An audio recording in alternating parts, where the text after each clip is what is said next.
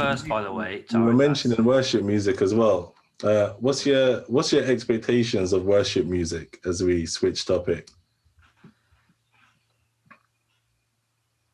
That's a question. Music or music by Christians, or just worship? Just in general?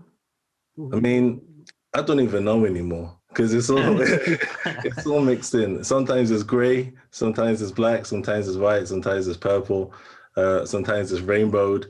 It's just when we go to play worship music, or we go to a worship playlist, or we listen to our favorite quote unquote Christian artists, what do we expect to get out of that?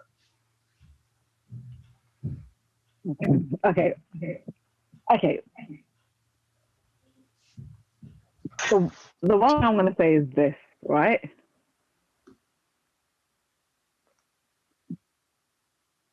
Christians have had an issue with music for a long time. The roots, Lucifer, son of the morning, all that goes around when you think about music, right? When it comes to worship music, I honestly do try to keep an open mind, because I'm almost with a mindset of, how can I say? I'm really trying to put my words carefully, right? But if we are allowed to listen to music and worship, then if we're allowed to listen to music, then worship music can be any type of music. Worship music can be rock. Worship music can be rap. Worship music can be choirs. It can be plain chant. It can be hymns. It's based on that ethos. I don't think worship music should just be one particular type. I don't like when people say, well, that's got a sick beat, it can't be worship music, because if we are allowed, no, but you know what I mean? Yeah. And like, if it's rock and it's heavy metal, it can't be worship music. No, if we are allowing music, we can then allow worship music to be any kind, because we are people of different kinds. There are different people who listen to different things and just prefer different sounds, and the message should still be the same. The message should still be uplifting. The message should still be spreading the word, but the instrumentation, the way it's conducted in terms of whether it's rap or singing or whatnot, should be whatever it needs to be. Yeah, I have to completely agree with you on that one, Linda. Like, it's so versatile, and music, we'll always be writing songs because music's just constantly just so innately human, and there's so many different possibilities, and like, for me, worship music is about the heart of the person worshipping, but the person writing it.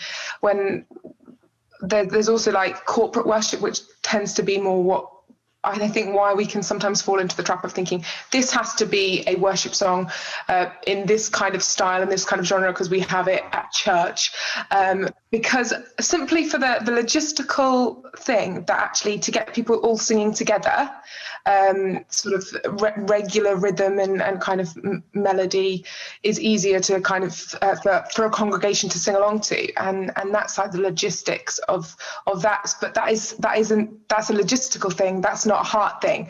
So if you love heavy metal and you want to worship Jesus to that because you love Jesus, then great. If you love classical music and just sit there and soak in the Holy Spirit while doing it, that's also worship. You are spot on there with the easiness of it. So I used to teach, well, I still do, but COVID, worship seminars and things like that. And people would always ask, why is every Christian song 4 chords is the classic, why does every church song sound the same, this, that, and you're spot on. It's because it's meant to be easy, because you've got people in that congregation who cannot sing. We've all been next to them. We all know, all the ones that try and harmonize and can't. We've all been there, right? But the point is great, by the way. It's great. That's my point. It's amazing because, as you said, it's the heart. That's the heart. And so your job as the worship leader is to make that as simple as possible for that person, right? Because if you've got it in some ridiculous key that no one else can sing, and you're basically performing, which can happen at conferences, and that's a whole different story because of yeah, this is a whole different podcast for another day. But generally speaking, it's got to be as simple as it is for the congregation. And that's why, as you said, that's why our church music is like that. But that doesn't mean anything. And I think actually talking about music in general, right, there's a big culture at the moment in a lot of different genres of swearing, of talking about sex, of talking about really inappropriate stuff that's not biblical, right? But you say, well, it's secular music, that's okay. Well, we can have an influence there by writing music that doesn't talk about that. And it doesn't have to be shine, Jesus, shine, or anything like that. I don't think that's going to get in the charts, quite bluntly. Not today. Yeah. I mean, that would be amazing if it did. That would be hilarious. But that's not going to get in the charts. But a song that doesn't have any that follows Christian principles can start to have an influence, right? And you're hoping that, well, why does this song have that? And then you open up those conversations. I think that's quite important. And Linda, on what you said about we've always struggled with it. This is a really strange thing. Music and sort of history, sort of my thing. Years ago, the church banned a certain interval and chord being played. Yeah. Called it the devil's interval. It's a tritone because music at that time was becoming unholy, and they decided that chord sounded too nice and too funky, so they banned it. Which is mental, but it's been a struggle for a long time. Is, well, how do we keep it holy and on track? And at the end of the day, we're in a world where, well, not every music producer is thinking like that. So how do we combat that? Well, we can't just come in there and say, well, we're gonna reach the most people if we get a number one, and we're gonna do it by singing "Our God is Greater." That's not going to go down well with secular people. It's just not. Trust me, I've tried it at gigs, doesn't work. I've been there.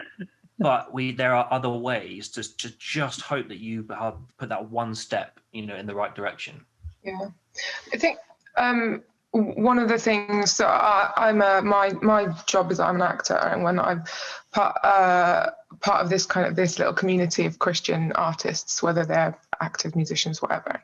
And one of the things that we really talk about is if you're working in that industry, so that's your job, so you're producing music, you're making music, whatever, that actually, in order to have an impact in the secular world and reach people and hopefully spread some of that light and positivity and joy that God's calling you to do, you actually need to be excellent at what you do. So your music needs to be really good, which is kind of weird because I think when I first heard that, I was like, that's for me, coming from a kind of a church background, like, as long as you're trying, that's really good.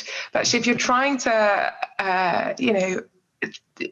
sort of break into this secular industry where it's all about sexing it up and actually making something that's really good that people want to listen to, but that also talks about light and hope and Jesus, you need to reach an excellent standard, which I don't know where I'm going with this point. It just popped into my head when you started talking. No, I think you're right. And I think the other thing I was going to say is we're called to be holy, right? Which quite literally means being set apart. So how does worship reflect that? Well, worship can be, in a sense, a song that is set apart and completely opposite to WAP, for example, right? You can be set apart from that and showing that there is other options to that, because I'm sure that offends people who don't love Jesus, because again, that's a whole nother discussion, that song. But you're right, you talked about it being sexed up and things like that. That's sort of how the industry is, and we can be set apart from that. I think you don't have to be dragged into that to get into that. You're right, you have to be really good, but you don't have to just follow the way they play that game, basically. And I think that is still worship, and you can still be doing work for the Lord without every other word being Jesus or God or things like that. As brilliant as that is, there is a time and place for that, right? Mm-hmm. But that's a form of discipleship, whereas you've got to evangelize as well. You can't just do discipleship, you've got to be evangelists, one or the other, but that it needs it in the world. So a non-swearing, non-sexualized song that sounds nice can be a form of worship, I think, anyway. How do you feel about that concept then? So if maybe we need to move away from the term Christian artist, but it helps just for clarity. So say artists that release, say let's take a global example, like a Matt Redman. Is there any problem with Matt Redman doing a worship album and a secular album back to back for you? What do you mean by secular? Just I don't want to go any more detail. So, track one was about his dog. Track 2 was about Peter because it links nicely. Not Peter from the Bible, but Peter, maybe better pronunciation. Track 3 was about food. How do you feel? That would just throw me off because I'm actually a huge Matt Redman fan. And I remember when I got born again in 2009, the church I used to go to at the time, they used to sing a lot of Matt Redman songs. And I like the music separate. If it's Christian, let it be Christian. If it's secular, let it be secular. If we're crossing boundaries or what, it just confuses me. I think when I started listening to Christian music and got born again, I know it may sound silly, but I wanted to hear that Jesus in the song. I wanted to hear the references to, Christ and being born again and whatnot. Because in my mind or in my journey, that separated that from the music that I used to listen to, the music of the world, So, yeah, I think having an artist sort of having one album being a Christian and then the other one being secular, that would just throw me off a little bit. But maybe it works for other people, but it would just be like, is there not a place for both? If it's Christian, I want to get into the Christian music and the worship, and then sometimes use that to pray. I'm sure there is, but I just don't see how it works. Because As an example, see some Christian artists having to conform secular. Is it conform? Yeah, go on, Linda. Do you know what it is? So I also work with a radio station called Connect Radio, and we are the UK's first station that plays both Christian worship music and normal regular music. And the whole reason, the ethos behind that is to show people that Christians are everyday people and everyday people can be Christians, because we believe that there is a place for both.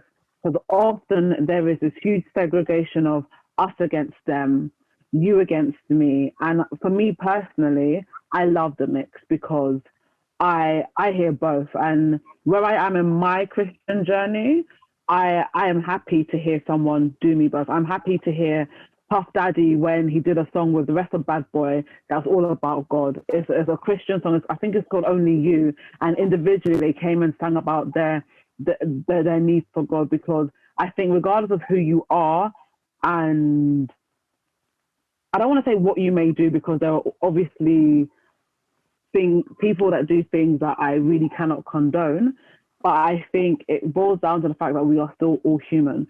So if Puff Daddy, even though I might not be the greatest fan of his, can come out and write a beautiful song that I can relate to on a Christian level, I'm not going to hold it against him and say, well, actually, I don't think there's a place for that because you also do normal rap songs, because he's a human being and he's given me this beautiful song that I can relate to. So for me, I think there's a place for both. It's just a really personal journey. Like I think everyone has their own taste in music. So it's kind of what we've all been saying all along, that actually how you worship is a real personal thing. And there's a place for all different styles. And one of the great things is the invention of the Spotify playlist, that you can put together your personal favorite songs from whatever genre you like, whether they have the words Jesus in or not, and you can have them as a mix. And that's just brilliant and something to be celebrated. I think also, you can also mix about with just pure like Christian worship music. I have a playlist that is just loads of worship songs, and if I wanted to chill out, then all of a sudden Lion and the Lamb comes on and just blasts my ears off. I'm like, whoa, where did that come from? That could be jarring and take me out of my place of worship. So actually, I think you can sometimes you want to be, you know, as Tari's saying, a bit more, do you know what, I'm worshiping so intentionally this way today, quiet and whatever, and this, that, the other. And I think there is a place for that, but also we do have to think about the other side. As I said, it's like discipleship and evangelism. Yeah. But at the end of the day, it's as you said, it's your personal journey, right? You know, I struggled for a long time with worship because I worked in the industry. And I really struggled with it because I'd overanalyze them, because I'd really think about it. And I had to start worshiping in other ways and really practically, because and writing songs, because I just couldn't switch off when I listened to, you know, whereas now I had some time away from it and I really enjoy switching off and listening to it. You can worship by, you can worship by reading the Bible. We're talking about sung worship here, right? You can worship in any way you want. You could worship while praying, while you're doing the dishes, right? You know, your journey is your journey. And I think, you know, it's brilliant to have these sort of discussions, but at the end of the day, worship is personal, and that's what makes worship is, as someone said earlier, heart. You know, that's it. You know, there are hundreds of choirs every Christmas that sing Christian songs with no heart. They're not worshiping. They're saying all the right words about Jesus and God and this, that, the other. They're not worshiping because, well, you know, who am I to judge, for one? But let's say they're not. Let's just, for my example, I've nearly caught myself out there, say that it is just a purely secular choir full of atheists. They're not singing those songs in worship. I do, however, also believe in the power of those words. Like, I know that their heart's not in it, but if somebody's singing about Jesus, I'm still really excited about that. Yeah, whether or not that they believe it or not, because I believe in that by saying that, declaring that there'll be some kind of like seed sown, bit of transformation. So, I see where you're coming from, but I also love it. Yeah, I love it as well, but you can't say that they're worshipping at that time. It can lead to something. Like I used to, every like secular gig I ever did solo, I played You're Beautiful by Phil Wickham. And by the end, everyone else is going, oh, you know, and all that, and You're Beautiful. I was like, yeah, this is sick. And it was brilliant for me, and I'm really trying to connect through God in that. But did that always lead to a Christian? Or where did that song come from? Sometimes I'm like, yes, I'm in. Most of the time, it didn't. But that doesn't mean I shouldn't have, you know, have done it as such. Does it mean they're worshipping because they're going, oh, no. But yeah, I think it is a great thing to put that out there. But is that worship? That's another question in my head. RJ, how do you feel about collaborations then? So we talked about the content itself. So a couple of years ago, Tasha Cobbs, Nicki Minaj, for example. 1 or 2 years ago, Lecrae, Ty Dolla $ign. What's your stance? Collabs, like features. I mean, I feel like there needs to be a good mesh, and I feel like both artists that are collabing need to have the same wavelength, in a sense, because some songs just don't feel like somebody's trying to take it this way, and then the other artist wants to kind of go this way. I feel like they need to be in the same kind of mindset.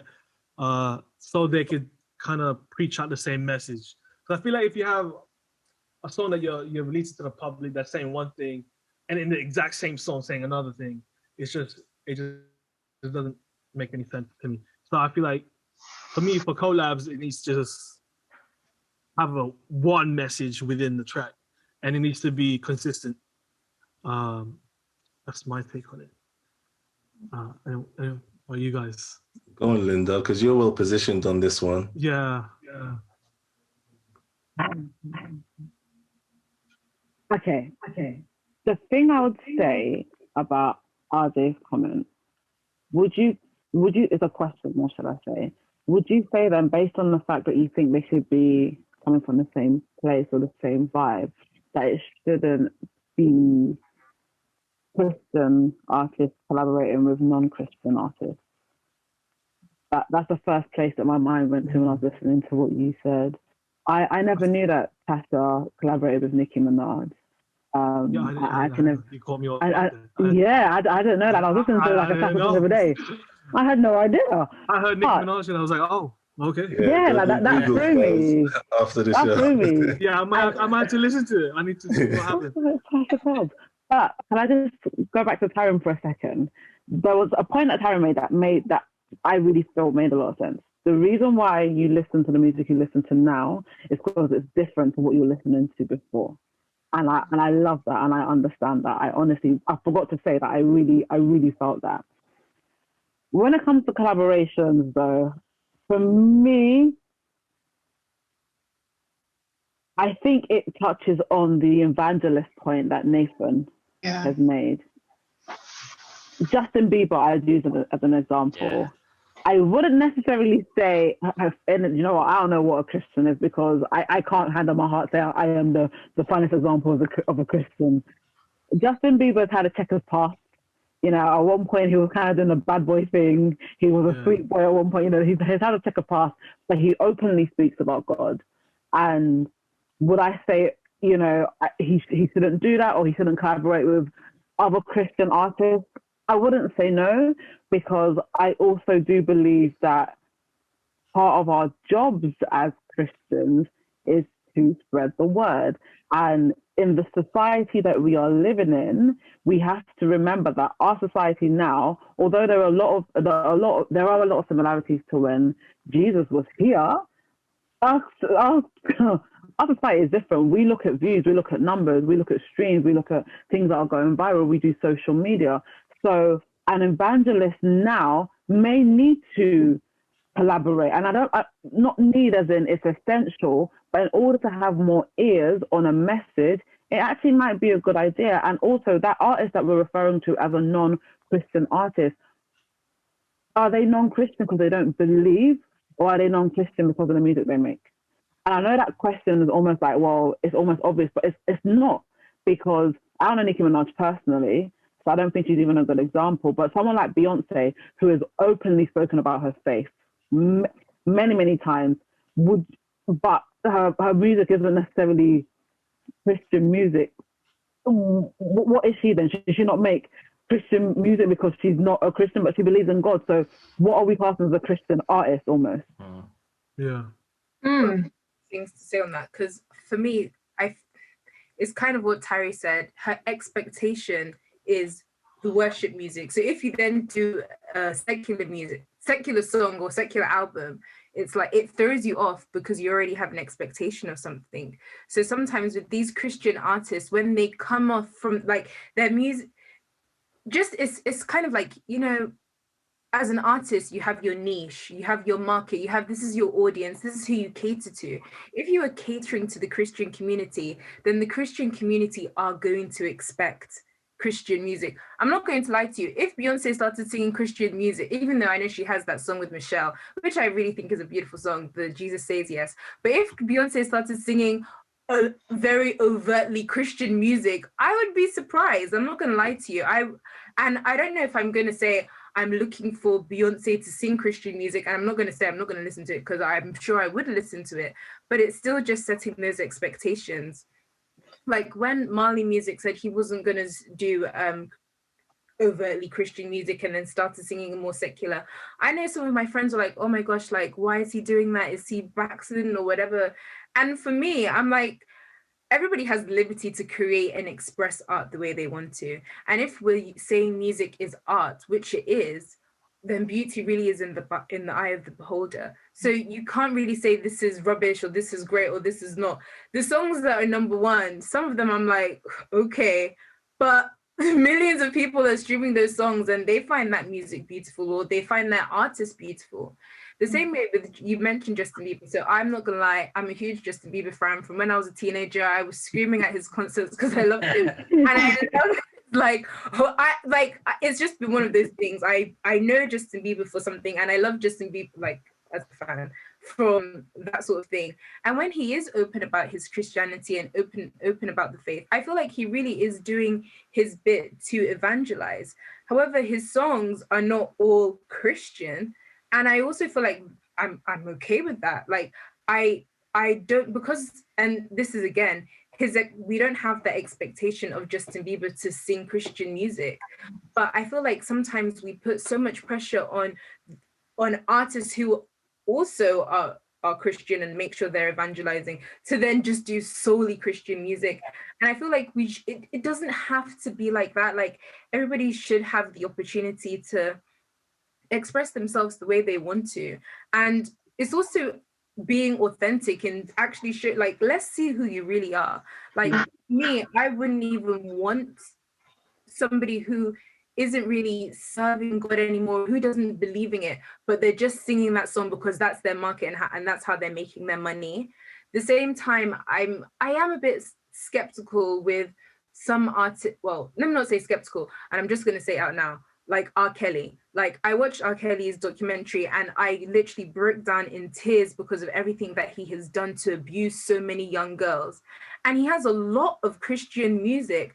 Personally, I'm just not going to listen to it. I just choose not to listen to that music because there's so much more, there's so many other songs that I can listen to that would edify me, that would make me happy, that I like them as an artist, that I, look up to them respectfully, not on a pedestal, because we've already had that discussion, but I look up to them like, oh, I like what you're about, I like what you preach, I will listen to your music, and I will support, because I feel like with music as well, this is people's livelihood. So, like, it's their work. Are we supporting their work because we support them, or we're supporting their work because it leads us closer to God and it's a form of worship, or are we just listening to listen's sake? I listen to all sorts of genres of music, and even though there's like loads of genres of music within Christianity, there's just loads of genres of music in the music, and people just listen to whatever. So that's just my take.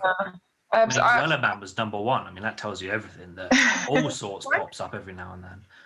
Wellerman, the sea shanty, was '1 last week. I think it was. It's just music could be absolutely anything and all sorts. Sorry, Tanya. Yeah, I was going to say, on the back of what you said about these people are artists, and actually it made me sort of think about, from a Christian perspective, what God's calling you to do. So as an artist, is God's calling you to a kind of more evangelistic sort of state for role, in the sense that he potentially is calling you to create more secular style music and be a light in that environment, working with people who aren't Christian and shining that light. I think you have to be an incredibly like reliant person on God, like strong, like faith warrior, to be in that quite dark world, to be honest, quite broken world, and do that. But then there's also, is God calling you to, I think Nathan touched on this earlier, like discipling through worship music, and like worship leading, and then there's two very different genres there, which again we talked about earlier, about having that separation, and actually both are needed. But what I really want to talk about is actually we should be encouraging any Christian artist, whether they're called to evangelism or discipleship or whatever God's calling them to, is to pursue that. And we should be, just encouraging that. I think that links really well as well to, because we sort of talked about music as a job, right? Mm. And it'd be the same sense of, why isn't everyone vicars or nuns or monks? Whatever. Actually, well, if we were all that as Christians, no one would ever hear the message, because we're just telling ourselves, and that's the problem, right? It's a great thing, discipleship and having pastors, having worship leaders, and it can be a bit surprising, if again Matt Redman suddenly dropped a rap album out of nowhere that was what on earth's going on? And that wouldn't really serve his calling of being a discipleship. However, again, calling is another thing, a different thing, I think, by the way, because first of all, we're called to be, not do. We're called to be someone. So if you're called to be a worship leader, that doesn't mean you're called to lead at this particular church on whatever street, whatever. It means you are called to be a worship leader as your personality, right, as your spirit, and you learn through that. And then I think, and that comes first, and then you are called to somewhere else, sometimes specifically. There's all sorts of references of that in the Bible where someone is called to go and do something, but they are first challenged to be someone. So Jonah is probably the best example of that. He's called to a specific place, go here, this horrific place, go and do that. He says no, not because one, because he doesn't want to go there, but he's then first called to say, no, you're going to be this person. I'm not just calling you to go there. I'm calling you to go and do this because you are such and such and such and such, etc. And I think that's that's where some calling can come in. And as you said, actually, a lot of industries, and it's not just music or whatever, it could be business, finance, whatever. They're dark industries, you know. Yeah. But also, if you then stood on the table and started preaching fire and brimstone and all sorts of this, that, the other, you're getting fired, and that's no good for anyone. You then can't make any influence there. But praying for those opportunities, that's to me, I think, you know, that's where it's at, and that's not easy. And it can also, you can be swept up in that lifestyle and in this, that, the other. It doesn't have to be worship or music or wherever. It's, you know, it's tough, it's challenging, it's not our world, right? We're waiting for heaven. That's where things are going to be sick, and we're going to have a great party with God. We're not With everyone's what music, there. Nathan? With what music? There you go. Actually, Ebs, I want to go on to something you said. You said about it would be really weird and sort of accepting it. Kanye had this. Kanye's last album was a gospel, and I don't mean gospels in a style. It was a gospel album. Yeah. And I deliberately went out of my way to look at reactions that were from non-Christians, and they were like, "What on earth is this? I'm not listening to this again. This is the yada yada yada." But for Christians, it was really encouraging. I saw a lot of, you know, positive things and saying, "This is great to see someone on such a pedestal do great things." And I hope there are some people that are non-Christians that took something from that. But actually, it was quite interesting how it was well received, and it did alienate some of his audience, because they were like, I want a Kanye record to be a Kanye record, you know, this, that, the other, and this isn't a Kanye record. This is a such and such and such and such, and and that's challenging. And unfortunately, you're not going to win every little battle, I think. Yeah, Nathan, I'm gonna pause you there just because I know people may have places to go. I'm open to a part 2, people, if you want to take it there. But yeah, I don't want to keep you guys beyond the time we said.